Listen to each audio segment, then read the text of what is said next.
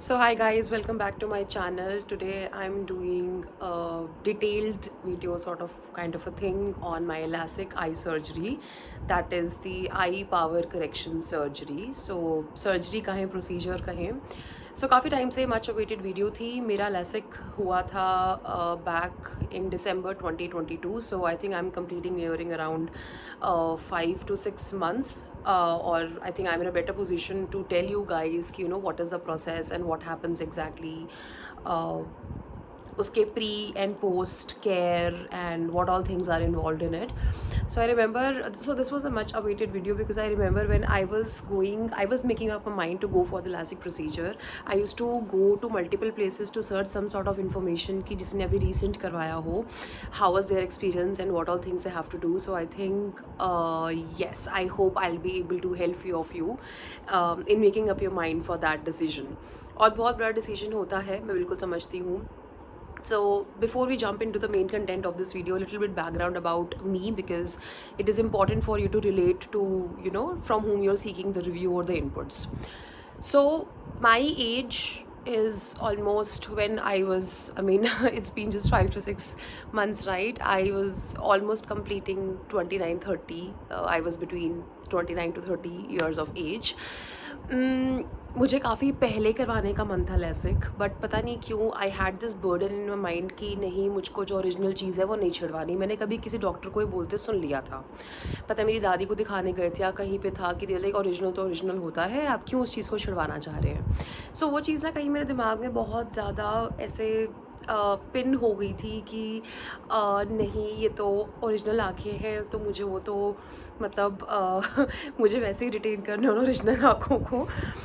But over a period of time, specially when I was growing up, I realised कि कुछ कुछ चीज़ों में ना मुझे अब चैलेंजेस आने शुरू हो गए हैं. And if I talk about my I power, मेरी आई पावर काफ़ी ज़्यादा थी. And I remember from 9th standard, sorry 8th standard onwards, I had started using spectacles. मुझे 12th तक कोई इशू नहीं हुआ. थोड़ा थोड़ा सा फील होने लगा कि about using my specs when I was going to my college, when I started going to college. तो 12th तक मतलब मुझे कुछ भी फ़र्क नहीं पड़ता था. मैं साइंस की स्टूडेंट थी, मैंने बीटेक में एडमिशन लिया था, तो मतलब कभी ध्यान नहीं गया उन चीज़ों के बारे में कि मैं कैसी दिख रही हूँ या क्या हो रहा है. But over a period of time मेरे को कुछ चैलेंजेस आने लगे. So through out this video I will be telling you more about that कि एग्जैक्टली क्या चैलेंजेस की मैं बात कर रही हूँ. सो मुझे काफ़ी पहले ही आइडली करवा लेना चाहिए था, मैं सच बोलूँ तो, लेकिन पता नहीं फॉर सम रीज़न मैं कंफर्टेबल नहीं थी, मैं वेट करती रही. अल्टीमेटली एट दिस एज मेरे को रियलाइज़ हुआ कि यार नहीं, I had enough of my struggles and I am going for LASIK. So now when I was saying कि क्या स्ट्रगल्स मैंने फेस करे जिसकी वजह से मैंने एक अल्टीमेटली डिसीजन लिया आई सर्जरी करवाने का. मेरी आई पावर थी 6.5 से 7 के बीच में, 6.5 to 7. एंड इस आई की अलग थी, इस आई की अलग थी, इस आई की कम थी, इस आई की ज़्यादा थी. सॉरी, वॉट एवर, इनमें से किसी एक की कम या ज़्यादा थी. अब विजन करेक्ट हो गया तो भी एकदम से रिकॉल नहीं किया जा रहा. So and I have a problem of severe headache. तो मैं जब भी मतलब चश्मा पहनती थी, अब इमेजिन कीजिए ऐसे देखूंगी तो यहाँ से जो है विजन थोड़ा मुझे इस लेंस के हिसाब से दिखेगा, लेकिन इस आई पावर को अलग लेंस चाहिए, राइट? तो इसको अलग दिखेगा. सेम मैं उधर देखूंगी तो मुझे थोड़ा सा ब्लर इस आँख से दिखेगा. सो ये इशू की वजह से क्या होता रहा अल्टीमेटली कि ना मेरे को हेडेक बहुत ज़्यादा रहने लग गया, specially when I started working. जब as an engineer I work, computer पे 24 घंटे काम होता था. वहाँ से मेरा एक पहली बार इंसिडेंट हुआ कि मेरी आँखों में जो हल्की सी रेडनेस आने लग गई, और उसके बाद आई डिसाइडेड कि यार अब मैं लैसिक ना करवा रही हूँ, लेकिन मैं फिर भी रुक गई.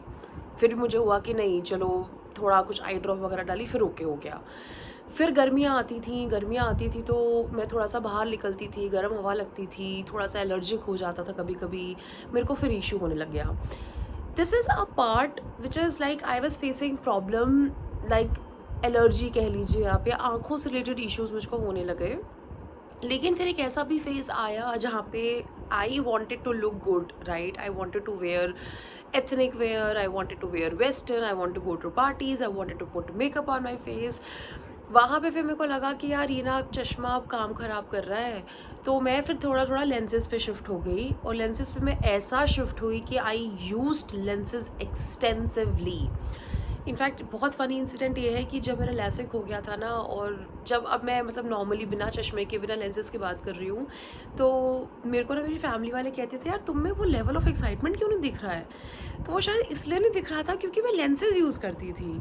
अगर मैं चश्मा यूज़ करती और एकदम से अब वो हट जाता तो मैं बोलती कि हाँ मतलब बिना चश्मे के देखो, किसी चीज़ को बिना लगाए देखो मुझे कैसे दिख रहा है, but that was not the case with me, right.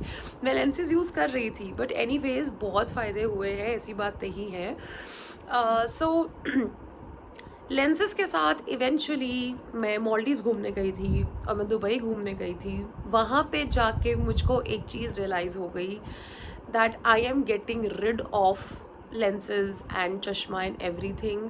Water sports आप करने चाहिए तो आप ठीक से कर नहीं सकते, चश्मे के साथ तो कर नहीं सकते। और लेंसेज गाइस, दुनिया के अच्छे से अच्छे लेंसेज आप बना, मैंने बहुत महंगे से महंगे लेंसेज यूज़ करके देखे हैं, वो बात, वो कंफर्ट नहीं आ सकता। आप एक रिस्क के साथ घूम रहे हैं, लेंस को अंदर कुछ हो जाए यार, कुछ भी हो सकता है, right.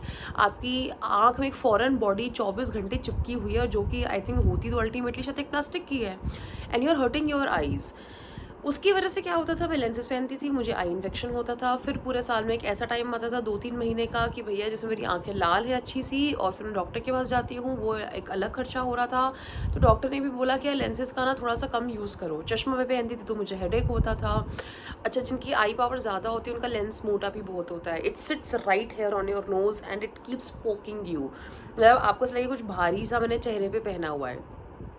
So cutting this entire story short, it's almost 7 minutes to the video guys, but if ये background देना बहुत ज़रूरी था because इन्हीं चीज़ों से related कुछ questions को जो मैं आगे भी address करूँगी, so just don't skip the video, try not to skip the video.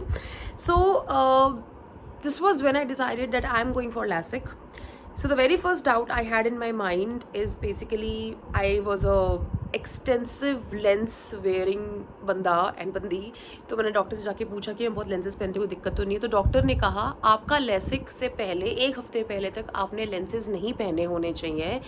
And guys telling you this very honestly, मैंने बीच में ना अपनी जॉब स्विच करी थी। तो जॉब स्विच करने में मैंने बहुत स्ट्रैटेजिकली वहाँ पे जो ज्वाइनिंग डेट है ऐसे ली थी कि मुझे बीच में 20 दिन का गैप मिले, एग्जैक्ट 20 दिन का मुझे गैप मिल रहा था, 20-21 दिन का।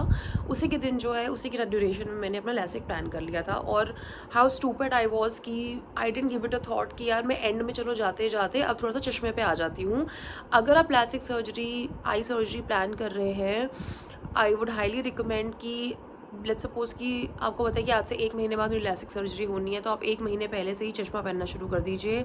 डोंट वेयर लेंसेज, बिकॉज जो मैं आपको 1 हफ्ते का टाइम बता रही हूँ ना, जो मुझे डॉक्टर ने बोला था कि 1 हफ्ते तक आप चश्मा पहनो, वो भी डॉक्टर ने सिर्फ मुझे एक डेडलाइन टाइप दी है कि this is the least amount of time that you should be without the usage of lenses for me to proceed with your LASIK surgery. So why to be cut short and एकदम आपको border line पे क्यों काम करना है। अगर आपको 1 महीने पहले से काइंडली मुझको नहीं पहनने चाहिए थे लेंसेज, बट वो मुझसे हो गया एंड मेरी कंपनी की ज्वाइनिंग डेट थी, तो मैं डॉक्टर के पीछे पड़ गई कि नहीं नहीं प्लीज़ आप कर दो। So one thing to be kept in mind.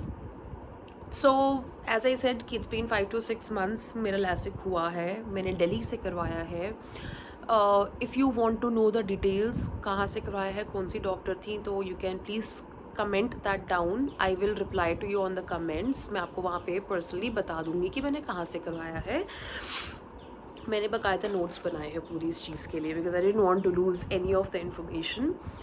सो ये प्रोसीजर जनरली जो है मॉर्निंग के टाइम पे होता है। They will generally call you during the morning hours, क्योंकि डॉक्टर किसी एक जगह पे जहाँ पे लैसिक का पूरा इक्विपमेंट होता है, they will call you there. They can be in their clinic और they can be something some कहीं और from there where they sit, उनका हो सकता है इक्विपमेंट वहाँ पे ना हो। एक बहुत इंपॉर्टेंट चीज़ गाइस कि कौन से डॉक्टर से करवाया जाए, है ना। तो इस चीज़ का जवाब जो है ना मैं वीडियो के एंड में दूंगी, और ये आसान जवाब नहीं है, मैं आपको इसका बहुत एक चीज़ बताऊंगी इसके बारे में। सो वो मैं इसका जवाब एंड में दूंगी, because I think that becomes a separate issue of this video. So procedure मैं बता देती हूँ इन ब्रीफ।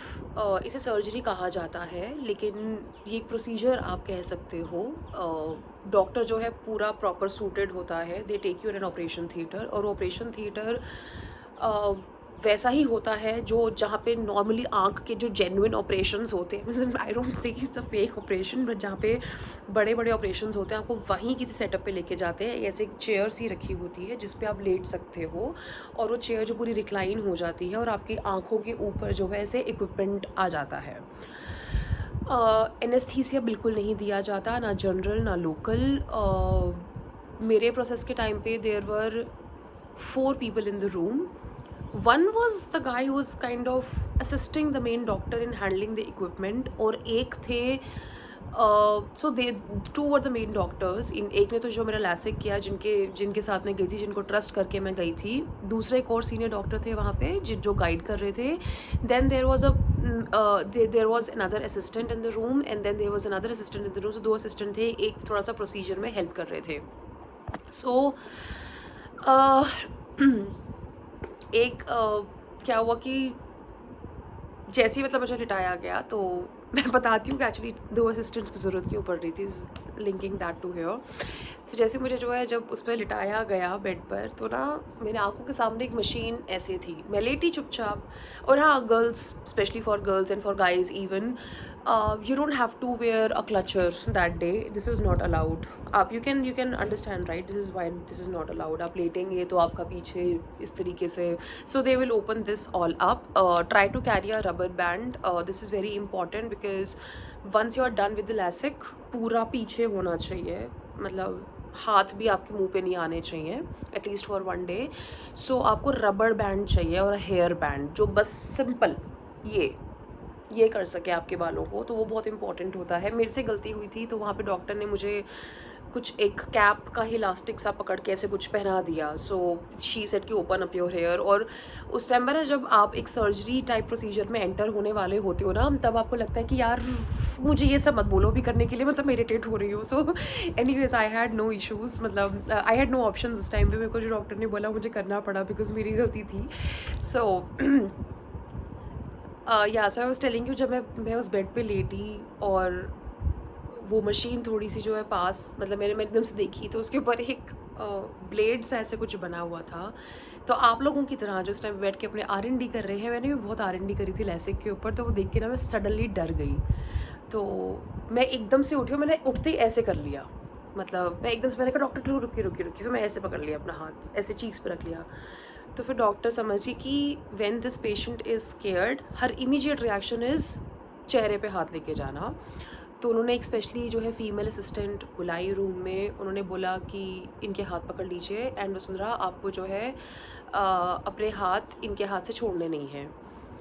सो डॉक्टर ने जो है इस तरीके से उनसे बोला कि भाई हाँ, आपको जो है मतलब जब भी डर लगे तो इनका आप हाथ पकड़ लीजिए। So it was a very scary moment for me.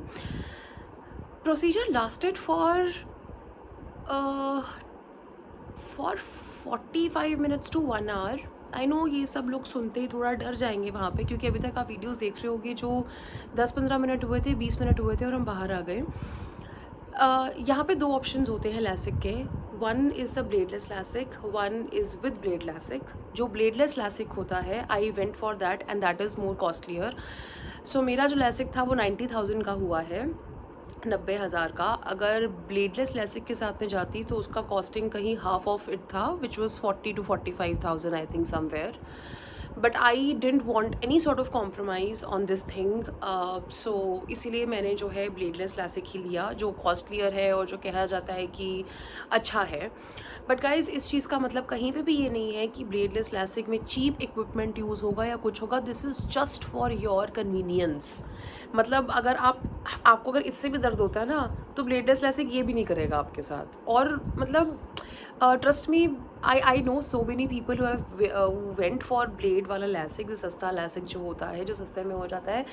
They were like कुछ भी नहीं हुआ, उनको भी पेन नहीं हुआ। बस वो थोड़ा सा एक होता है कि आपकी शांति और दिमागी शांति के लिए कह सकते हो कि अगर एक प्रोसीजर दिया गया है कि इसमें भैया चलिए ब्लेड से जो है फिल्म उतारी नहीं जाएगी।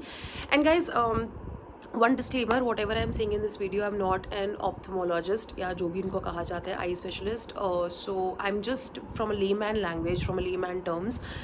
मैं आपको ये सारा प्रोसेस समझा रही हूँ.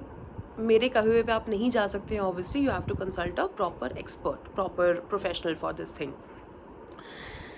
सो सबसे पहले जब मेरे को डॉक्टर अंदर लेके गए तो उन्होंने एक जो है पतली सी एक फिल्म बनाई, और पहले इस आँख पे हुआ, फिर उसके बाद जो है इस आँख पे वो फिल्म बनाई. उस फिल्म बनाने में एक मशीन होती है कुछ, आप मान लीजिए कि मतलब आप ऐसे लेटे हो कि आँख खुली है, तो जो आपकी ये जो गोला है ना आपकी आँख के अंदर का ब्लैक वन, उसमें जाके वो अपने आप को ऐसे काइंड ऑफ लग जाता है एंड वो प्रेशराइज करता है. मुझसे पहले जिनका हो रहा था, मैं उनकी ना लिटरली अंदर डॉक्टर को उनको चीखते हुए सुन रही थी उनके ऊपर कि वो डांट रहे थे पेशेंट को कि हिलिए मत, हिले नहीं है. He was a young boy comparatively, I think he must be in his initial 20s. तो मैं बाहर बैठी हुई कन्वर्सेशन सुन रही थी, मैं देख रही थी कि डॉक्टर बहुत डांट रहे हैं. But honestly when I went inside myself, then I realised कि जितना सिंपल मतलब ये सुनने में लगता है उतना सिंपल होता नहीं है. सो पेन नहीं होगा. I can write down on a piece of paper and tell you कि there will be zero pain throughout the surgery. लेकिन the level of discomfort, आप सोचिए आँख में बाल जाते हैं तो हमें कैसा लगता है ना कि अरे यार निकल निकल निकल, और कभी हम ईयरबड से या कभी किसी चीज़ से हम सोल्यूशन डाल डाल के उसको निकालते हैं. इमेजिन इस सेंसिटिव एरिया में the least you can expect any one two do with this I, वो आपकी आँख के साथ हो जाता है. सो थोड़ा सा वो level of discomfort is huge. जब वो इक्विपमेंट जाता है वो आपकी आँख पे बहुत प्रेशर क्रिएट करता है. इनफैक्ट इतना प्रेशर क्रिएट करता है कि आपको दिखना बंद हो जाता है. दिस इज़ वेरी सिमिलर, जो लड़कियाँ कई बार हम आईब्रो करवाते हैं, इफ़ आप maybe you can relate to what will you experience. आपको कहते हैं ना, वो ब्यूटिशियन कहती है इस आँख को ऐसे दबाइए, तो कई बार हम इस आँख को दबाते हैं तो देखा जब हम रिलीज़ करते हैं तो थोड़ा सा हमारा विजन आने में थोड़ा सा टाइम लगता है. तो वो हल्के से दबाने से अगर इतना हुआ है, आप इमेजिन करो कि जब वो मशीन जब दबाती है तो आपकी आंखों में एक ब्लैकनेस आ जाती है. तो मेरे को रियलाइज़ हुआ कि हाँ, इस चीज़ के लिए डरना लाजमी है. लेकिन डॉक्टर ने सबसे अमेजिंग चीज़ जो मुझे इन डॉक्टर की लगी वो ये थी, throughout the procedure she was talking to me. She knew the exact points जहाँ पे पेशेंट डरेगा, घबराएगा. उन्होंने उस हर एक पॉइंट को एड्रेस करा. शी सेड कि बेटा अब आपको दिखना बंद हो जाएगा, ब्लरनेस हो जाएगी, अंधेरा छा जाएगा आँखों के आगे, डरना नहीं. तो मैं नॉर्मल हो गई. And guys be patient, okay, when you are going through it just relax, कुछ नहीं होगा. मतलब ये भी ये मतलब ये सर्जरी भी नहीं है. सो उस टाइम पे जो है मैं थोड़ा सा रिलैक्स हो गई. तो आई वाज लाइक कि okay man, if this is normal then this is normal. पहले उसने इस आँख को थोड़ा सा किया. जब उन्होंने मेरी इस आँख को थोड़ा सा दबाया तो मुझे उसमें ज़्यादा प्रेशर फील हुआ. तो that was, I remember, I was the first time when I spoke in between the surgery कि डॉक्टर थोड़ा सा मुझे इसमें ज़्यादा प्रेशर फील हो रहा है. She said almost done, almost done.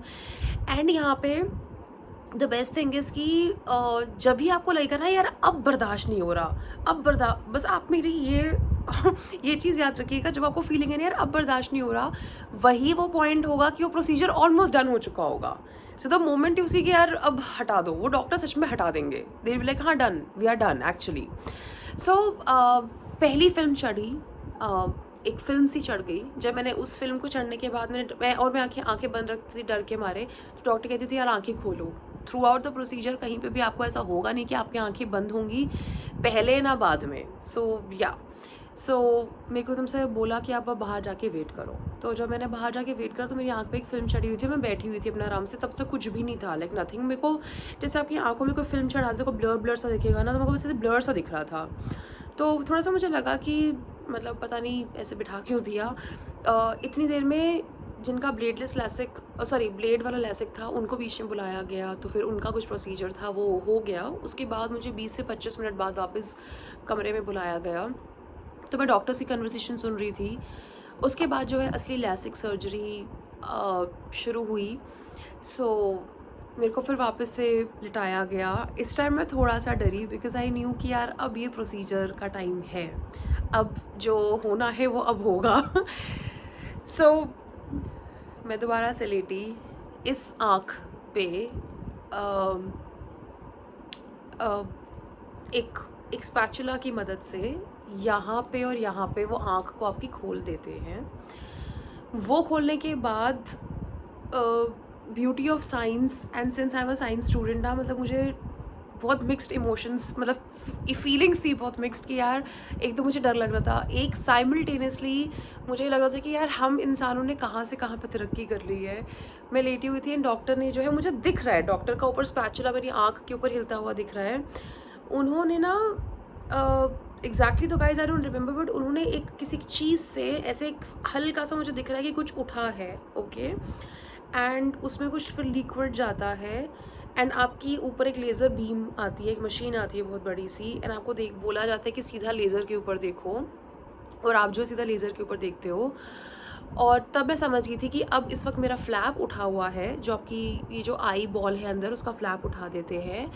और अब जो है, जो आपका जो बेसिकली देयर इज़ दिस, कुछ एक फिल्म चढ़ी होती है जिसको काट के ओवल या आपके पावर के हिसाब से उसके सेल्स को काट के शेप अप कर देते हैं, सो दैट आपकी रेटिना पे वापस इमेज बननी शुरू करे। Cornea, I remember the cornea. So cornea की शेपिंग होती है उस लेज़र मशीन से। तो लेज़र मशीन मेरे ऊपर आई एंड जो दूसरे सीनियर डॉक्टर थे उन्होंने फिर बोला लेज़र टाइम 30 सेकेंड्स इस आँख के लिए। तो फिर उस मशीन से ऐसे आवाज़ निकलती है, मतलब जैसे I don't know how do I से, जैसे कोई हल्की सी हो, मतलब बहुत ज़्यादा नहीं होती, बट उस रूम में सब कोई आवाज़ सुन सकता है कि ये लेज़र बीम आ रही है। तो एंड वो लेज़र बीम इंटेंस होती है, फिर कम होती है, इंटेंस होती है, फिर कम होती है, और आपको सीधा उसकी आँख में उसको देखना होता है। बिल्कुल भी डिस्कम्फर्ट नहीं होता, बिल्कुल भी। In fact one very beautiful thing which I noted, और मतलब उस टाइम में ना, मतलब मुझे बहुत एक्साइटमेंट सी हो गई थी। I was in discomfort obviously, यार आँख आँख पे सब कुछ लगा होता है, लेकिन मुझे बहुत एक्साइटमेंट हो गई थी। वो मुझे बीम जो ब्लर दिख रही थी ना, जिससे ब्लर है आपका विजन नहीं, आप चश्मा पहने तो गए नहीं हो वहाँ पे, वो बीम जैसे जैसे जैसे मेरी कॉर्निया को शेप कर रही थी, मुझे वो बीम एकदम ठीक होती हुई दिखती रही। तो वो मुझे समझ आ गया कि मेरा विजन करेक्ट हो रहा है, this is the vision correction which is happening right now. And I was like super excited. मैंने कहा ओह वाओ मैन, मतलब इंसान ने क्या तरक्की करी है लाइफ में। So I know that is funny. So वो चीज़ हो गई, और उसके बाद जो है बीम को बंद कर देते हैं। ऑब्वियसली लेज़र बीम का काम हो जाता है, वो चली जाती है वापस से। उसके बाद क्या होता है कि डॉक्टर जो है उसी फ्लैप को एक ब्रश टाइप आप समझ लो, उसकी मदद से ना इसे बंद करके और बहुत सारा लिक्विड डालते हैं, और बाकी लिक्विड ऐसे यहाँ से फ्लो होता जाता है। तो मतलब बहुत सारा लिक्विड वगैरह डालते हैं। जैसे ही वो स्पैचुला उठता है आँख से, आपकी आँख को खुद समझ आ चुका होता है कि भैया you had undergone a lot of treatment. एकदम से मेरी आइज़ बंद हो गई थी अपने आप ही, and they wanted huge rest, मतलब बहुत रेस्ट चाहिए था मेरी आँखों को। सेम प्रोसेस हुआ इस वाली आँख पे, पर पता नहीं क्यों थ्रू आउट द प्रोसेस जो भी चीज़ें हुई, मुझे इस वाली आँख पे थोड़ा सा ज़्यादा प्रेशर फील हुआ। मुझे समझ नहीं आया ये क्यों, शायद।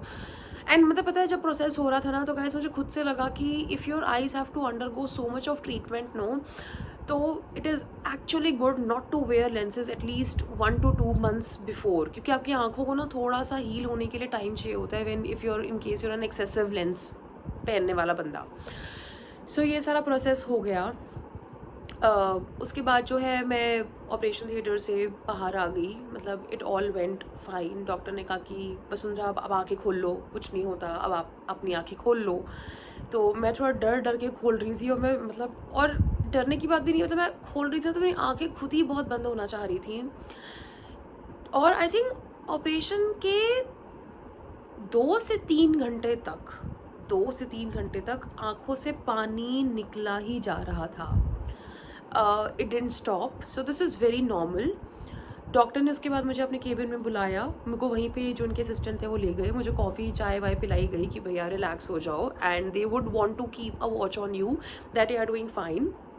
उसके बाद मुझे बिठाया गया, थोड़ा सा नॉर्मल बोला, मेरी फैमिली वहाँ बैठी थी, और मेरी मॉम ने मुझे बोला कि थोड़ा आँख खोल के देखो, मेरे हस्बैंड ने मुझे बोला कि थोड़ा सा आँख खोल के, मैंने उनको देखा पहली बारी, and my eyes were super super super red. In fact मुझे यहाँ पे एक रेड स्पॉट आ गया था because of the pressure, the first time pressure that they gave, but which is normal. Don't think कि डॉक्टर से कोई गलती हुई है गाइस, ये छोटी मोटे अप्स एंड डाउन्स होते रहते हैं। जिन डॉक्टर की मैं बात कर रही हूँ ना, उन्होंने मेरे सामने, मेरे नोन में 3 लैसिक करे और 1 लैसिक तो उन्होंने आज से 10 साल पहले करा हुआ है, 10 से 11 साल पहले। तो आप सोचिए, मतलब उनके लिए लैसिक ऐसा होगा कि जैसे हमारे लिए मतलब चाय बनाना हो गया literally. So I had a lot of faith in her. So मैं वहाँ पे बैठी, उस टाइम तक थोड़ा थोड़ा पेन शुरू हो गया था आँख पे, तो लैसिक के टाइम पे तो नहीं होता, और पेन भी क्या बोलूँ, मतलब बहुत डिस्कम्फर्ट सा लग रहा था कि यार बस अब ना मुझे सोना है, I want to sleep. and they will give you lots and lots and lots of eye drops which you cannot afford to miss। मैं दोबारा रिपीट कर रही हूँ, आप कोई एक असिस्टेंट पैसे दे के रख लीजिए अगर आप बहुत बिजी रहते हैं, लेकिन लैसिक सर्जरी तक तो एक अलग कहानी होती है। लैसिक सर्जरी के बाद की जो कहानी होती है ना जी, आपको आई ड्रॉप्स जो डालने होते हैं, you can not goof up in that, you can not afford to do that. मत करना गलती से भी, ब्लेम जाएगा डॉक्टर पे, गलती होगी आपकी। तो मैंने रिलीजियसली, मतलब मैं शायद खाना बाद में खा लूँगी या मैं कोई भी काम बाद में कर लूँगी, मैंने वो आई ड्रॉप्स डाले हैं guys. You will be playing with your life if you try to skip those. तो एक दिन तो मैं बिल्कुल भी उस पोजीशन में नहीं थी कि आँख खोलूँ, मतलब खोली मैंने, आँखें खोलने में कोई दिक्कत नहीं है, लेकिन आपकी ना आँखें खुद ही बहुत टायर्ड होती हैं, वो नहीं कर पाओगे, मतलब आपको अच्छा ही नहीं लगेगा। तो you just want to stay in your bed. और बहुत इम्पॉर्टेंट चीज़ एक अभी बोल रही हूँ, पीपल, मतलब हर घर में किचन होता है, right? You cannot cook is one thing. आपको उस एरिया में भी नहीं जाना है जहाँ पे कुकिंग हो रही है।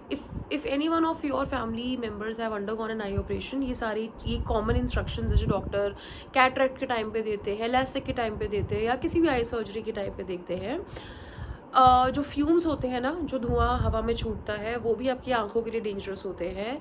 सो how I use to do it, luckily we have a huge house, मतलब जहाँ पे फ्लोर वाइज हमारे पास है।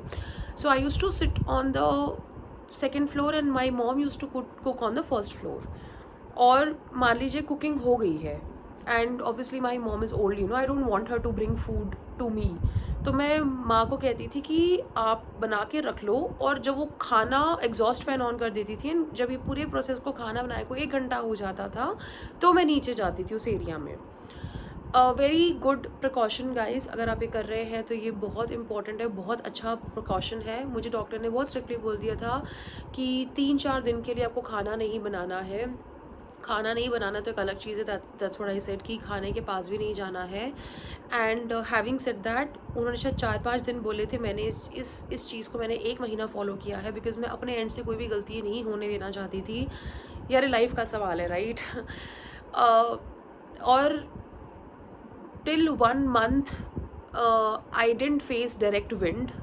by that I mean if I want to go outside, एक तो मैं मार्केट एरिया में नहीं जाती थी, और अगर मुझे एक जगह से दूसरी जगह जाना भी है, क्योंकि मैंने ऑफिस ज्वाइन कर लिया था, luckily I had work from home, लेकिन मैं एक बार बीच में गई भी थी, तो I use to go in car, cab में जाती थी जिसके पूरे विंडोज़ चढ़े होते थे, एसी चल रहा होता था, and no contact with outside world.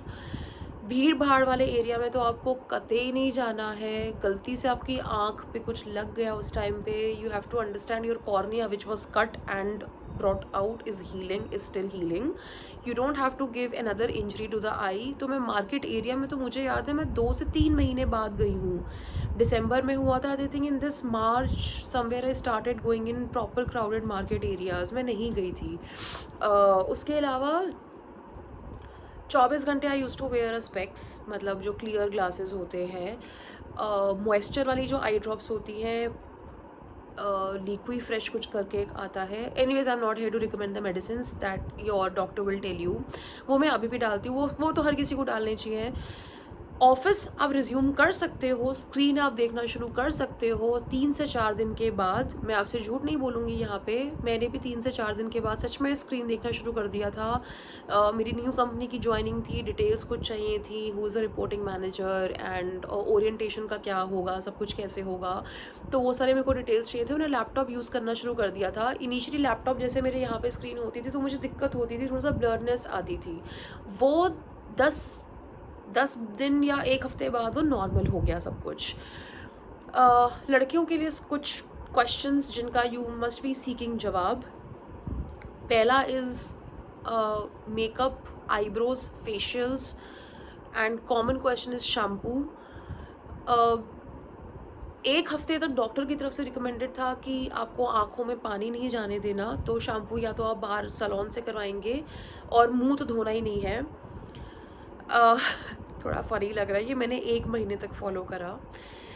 1 महीने तक मैंने जो एक कॉटन होती है उसको डिस्टिल्ड वाटर में डिप करके अपने ऐसे ऐसे फेस को साफ़ करती थी, नहाती थी यहाँ से नीचे।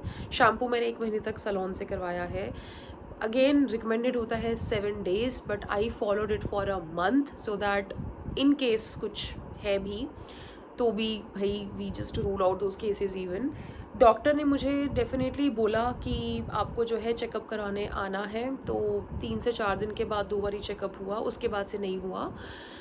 लड़कियों के लिए as I was saying few questions. Shampoo का तो आप सबने कॉमन सुन लिया, males females, specifically females no eyebrow for another 1 month and I strictly followed for another 1 month. in fact 1 month से थोड़ा सा मैंने ऊपर फॉलो करा, क्योंकि जो no I am sorry actually I didn't do my eyebrow for 2 months because बाल गिरता है, सब कुछ गिरता है ना। आईब्रो का you can do it right, like putting without putting pressure, और किसी और से मत कराइएगा ये प्रेशर वाला काम। कई बार सैलून्स में लड़कियों को बोलते ना यहाँ पे आप रख के स्ट्रेच करो, वो मत करवाइएगा, वो मैंने नहीं करवाई। सो एक तो वो चीज़ हो गई। फेशियल्स मतलब अभी तक टाइम हो गया मैंने नहीं करवाया है। आई स्टिल फील कि थोड़ा बहुत जो अंदर आई में जाता है, वांट टू कंप्लीट 6 months, लेकिन डॉक्टर की तरफ से रिकमेंडेड होता है 4 weeks से पहले आप नहीं करवाएंगे फेशियल वगैरह कुछ भी, नथिंग लाइक नो फॉरेन बंदा, no foreign body should touch your eye. बात करते हैं आई मेकअप की, तो आई मेकअप में मैं आईब्रोज अपनी जो है फिल वगैरह करने लग गई, वो तो एक नॉर्मल है। But when it comes to water line makeup and eyeliner, वो मैंने अब जाके शुरू किया है। It's been I think a week since I started doing that makeup. मैं ब्लश भी नहीं लगाती थी बिकॉज वो पाउडर उड़ता है चेहरे के पास। कॉम्पैक्ट भी नहीं लगाती थी and nothing, just simple water foundation जो उड़े ना, that should not be in the air. मैं जस्ट नॉर्मल फाउंडेशन लगाती थी। And talking about eyeliner and kajal, मैंने आपको बता दिया कि मेरी आई सर्जरी को दिसंबर 2022 में हुई थी, तो अब आप सोच सकते हैं कि कितना टाइम हो चुका, मैंने अब जाके शुरू करा है। थोड़ी सी मुझे बीच में ईचिंग होती थी, तो उस ईचिंग में आपको यूँ नहीं करना है ज़िंदगी में। अभी मतलब ये सिर्फ लैसिक वालों की बात नहीं, मुझे डॉक्टर ने ना समझाया, आँखों में पानी बिल्कुल नहीं डालना। लैसिक वालों को तो मतलब डालना ही नहीं। गलती से अगर आपकी हैबिट है ना ये करने की, तो you will have to figure out a way to stop this habit. Either wear a watch, very interesting कि वॉच गीली हो जाएगी ना तो आपके हाथ में वॉच रहेगी, तो आपको ध्यान रहेगा कि अरे एकदम से ऐसे पानी नहीं डालना मुझे, that's why I am wearing a digital watch.